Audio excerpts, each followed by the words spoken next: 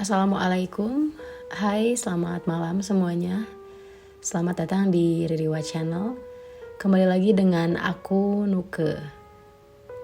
Kali ini Ngaririwa akan membawakan kisah atau cerita yang berjudul 3 Hantu Anak Kecil di Rumahku.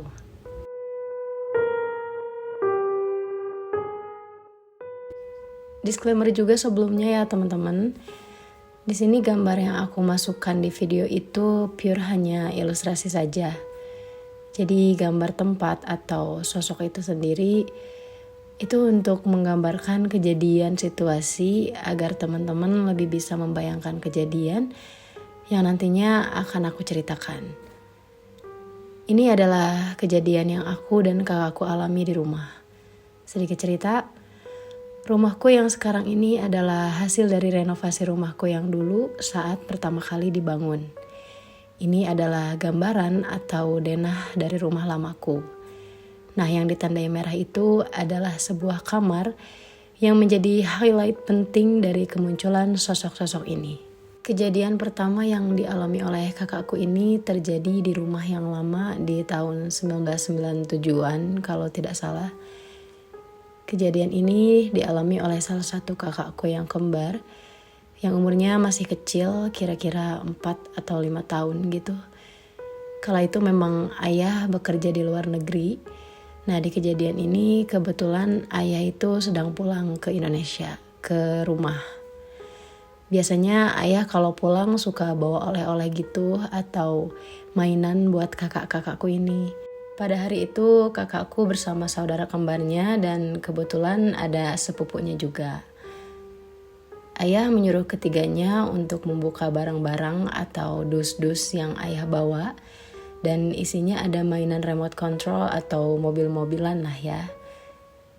Nah, ketika mereka mau coba menyalakan dan memainkan remote control tersebut, ternyata dayanya itu masih kosong alias baterainya memang habis dan harus di-charger terlebih dahulu.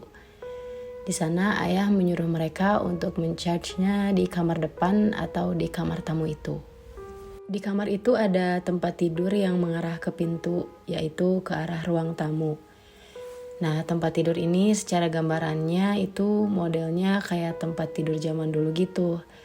Yang di atasnya ada laci-laci kecil untuk penyimpanan barang yang terbuat dari kaca berwarna hitam. Selayaknya kaca ini ya bisa merefleksikan apa saja yang terlihat di kaca tersebut. Kakakku ini mencharger remote controlnya di sebelah tempat tidur itu. Dan memang mereka menunggu baterai itu terisi sambil tidur-tiduran di tempat tidur. Sambil mainin kaca di laci tersebut, kakakku tiba-tiba melihat sesuatu dari pantulan kacanya. Dia melihat sosok manusia, sosok anak kecil. Jelas banget kakakku melihat 3 sosok anak kecil yang jelas wujudnya itu berbeda dari anak kecil pada umumnya. Kakakku melihat 2 sosok anak kecil seperti bayi tanpa rambut yang sedang lompat-lompat di kursi ruang tamu. Dan satu sosoknya lagi di kursi lainnya. Sosok yang satu ini melipat tangannya di dada dengan ekspresi seperti marah sambil melihat ke arah kakakku. Ternyata di sana tidak hanya kakakku yang melihat, tapi sepupunya juga melihat hal tersebut. Kakakku melihat dengan jelas mata dari sosok ini seperti menyala merah.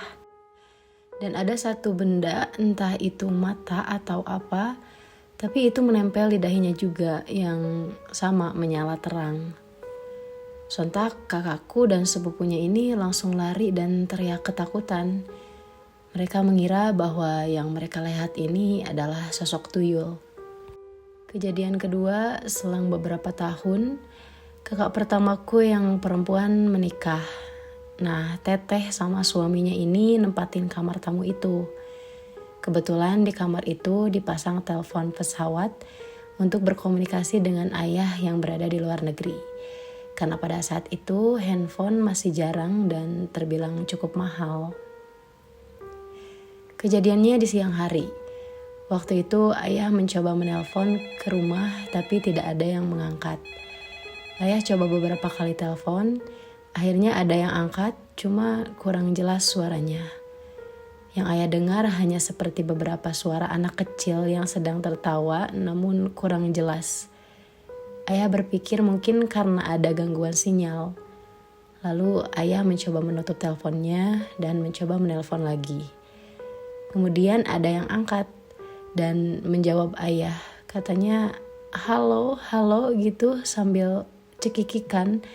Suaranya kurang jelas, tapi memang suara khas dari anak kecil yang seperti baru belajar berbicara. Ayah tutup teleponnya dan menelpon lagi beberapa jam kemudian. Kali ini yang mengangkat teleponnya Teteh. Teteh bilang memang tadi itu nggak lagi di kamar dan Teteh bilang nggak ada orang lain yang masuk ke kamarnya, bahkan kakakku juga pada saat itu. Nah, ternyata dari cerita ayahku, memang ayah ini sering mengalami kejadian itu. Menelpon ke rumah dan yang mengangkatnya itu anak kecil dengan suara yang tidak jelas.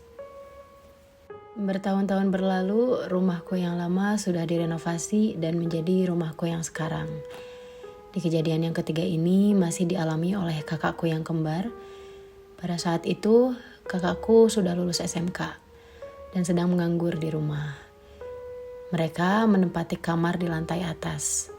Gambaran dari kamar ini setelah tangga itu ada ruangan yang dijadikan mereka untuk menyimpan komputer.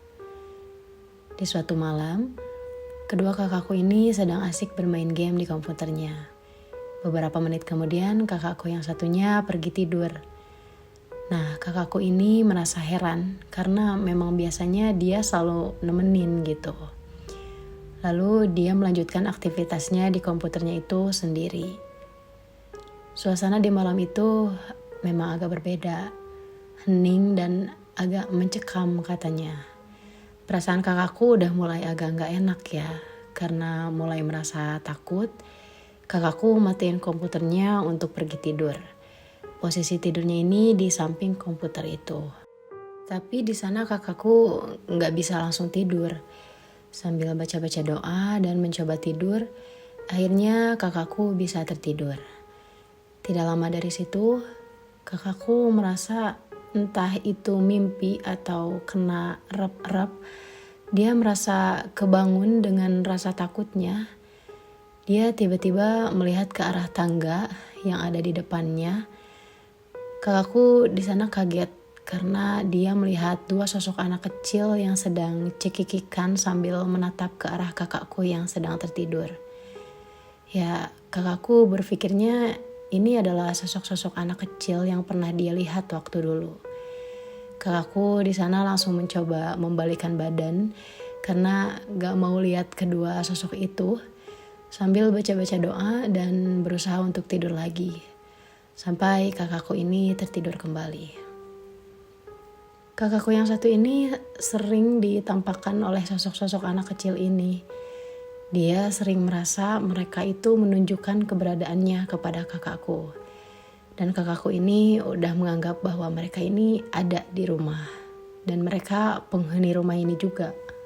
Aku juga pernah ngalamin hal aneh yang berkaitan dengan sosok anak kecil ini. Pada saat itu, aku dan sepupuku sedang berada di kamarku. Kami sedang melakukan siaran langsung di salah satu sosial mediaku. Tiba-tiba ada salah satu viewersku yang berkomentar begini. "Kak, itu di belakang ada anak kecil. Itu siapa? Dari tadi ngeliatin kakak," katanya. Awalnya aku tidak menggubris perkataannya. Karena aku menganggap dia hanya iseng untuk menakut-nakuti kami. Tapi orang tersebut terus mengatakan hal yang sama di komentar siaran langsungku. Aku mencoba melihat ke arah belakang. Nyatanya aku memang tidak melihat apa-apa di sana. Sampai akhirnya aku ngeh sama sesuatu. Aku tiba-tiba ingat semua kejadian yang dialami oleh kakakku. Di sana aku agak sedikit kaget dan parno ya. Karena aku belum pernah menceritakan hal ini kepada siapapun, termasuk ke orang stranger di media sosialku. Aku gak tahu apakah ini hanya sekedar orang iseng, tapi anehnya kalau memang iseng, kenapa harus sosok anak kecil gitu. Entah memang hanya kebetulan atau memang benar sosok anak kecil itu ada di sini. Dan plot twist dari semua kisah ini teman-teman, ternyata menurut cerita dari orang tuaku, jauh sebelum rumah ini dibangun, ini adalah sebuah tanah luas dan ada beberapa pohon dan pohon bambu di sana, yang dimana di bawah pohon bambu ini ada bekas 3 kuburan anak kecil. Kemudian dibangunlah rumah oleh ayahku di tanah itu. Nah, bekas kuburan kecil ini itu tepat berada di kamar tamu rumah lamaku. Dan setelah direnovasi, kamar tamu ini dijadikan kamar lagi yang sekarang sedang aku tempati. Oke, mungkin cukup sekian untuk cerita Ngaririwa di malam Jumat ini. Mohon maaf bila ada kata atau kosakata yang kurang jelas didengar ya teman-teman. Kritik dan saran boleh di halaman komentar ya. Oh iya, kalau misalkan teman-teman di sini ada yang punya cerita seram atau cerita horor, atau mungkin teman-teman ada yang mau ceritanya aku bacakan atau aku ceritakan di channel ini, boleh ya ceritanya dikirim ke email ririwa.nukefern@gmail.com. Sampai bertemu lagi di cerita Ririwa selanjutnya. Aku Nuke pamit. Wassalamualaikum warahmatullahi wabarakatuh.